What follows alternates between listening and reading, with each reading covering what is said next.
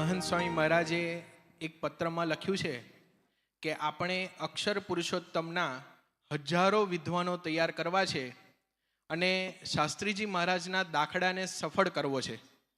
તો મહંત સ્વામી મહારાજની જ રુચિ અને એમની પ્રેરણા અનુસાર સત્સંગ દીક્ષાનો મુખપાઠ એમની જ આજ્ઞા અનુસાર અને એમના જ ઐશ્વર્યથી 15,000થી વધારે બાળ બાલિકાઓએ આ મુખપાઠ યજ્ઞ કર્યો.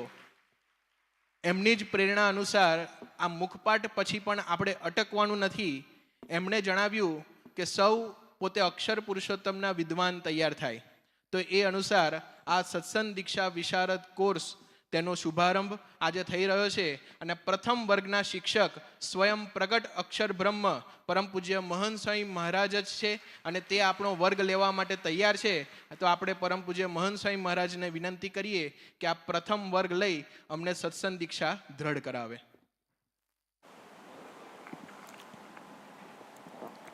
શ્રી સ્વામિનારાયણ ભગવાનની જય. સ્વામિનારાયણ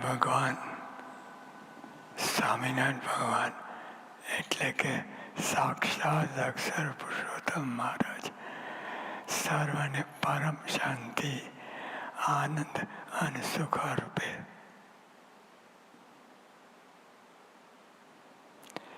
ભગવાન પાસે જ સુખ શાંતિ છે અને એ જ આપણને સુખ આપી શકે.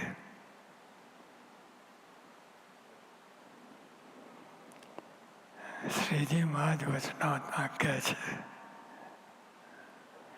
ભગવાનનું જે એક નિમેષ માત્રનું દર્શન, તે ઉપર આનંદ કોટી બ્રહ્માંડના જે વિષય સુખ, તે સર્વને વારી ફેરીને નાખી દઈએ અને ભગવાનના એક રૂમમાં જેટલું સુખ રહ્યું છે તેટલું સુખ જો આનંદ કોટી બ્રહ્માંડના વિષય સુખ ભેળા કરીએ તો પણ તેના કોટીમાં ભાગની બરોબર પણ થાય નહીં.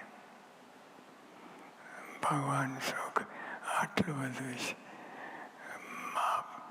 માપ વગરનું, આપણે કલ્પનામાં ના આવે.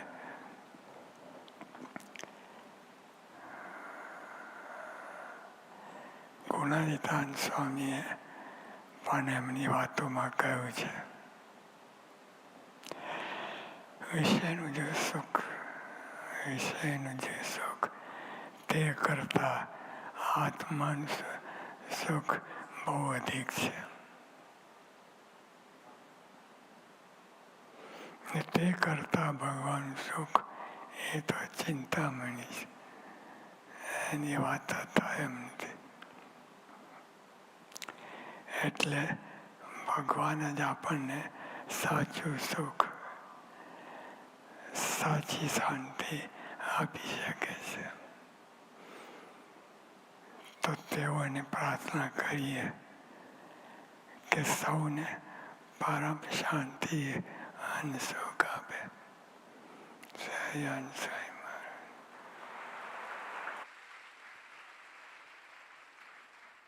સ્વામી બાપા, સત્સંગ દીક્ષા વિશારદનો અભ્યાસ અમારે કેવી રીતે કરવો જોઈએ?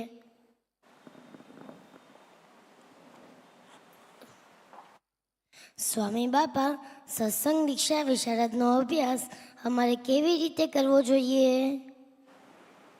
બસ જેમ સાક્ષાત મળ્યા છે આપણને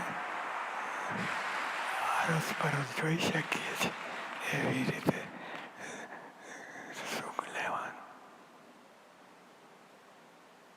સ્વામી બાપા, આપની આજ્ઞાથી અમે આ અભ્યાસ કરીએ છીએ, તો આપ અમને શું ફળ આપશો?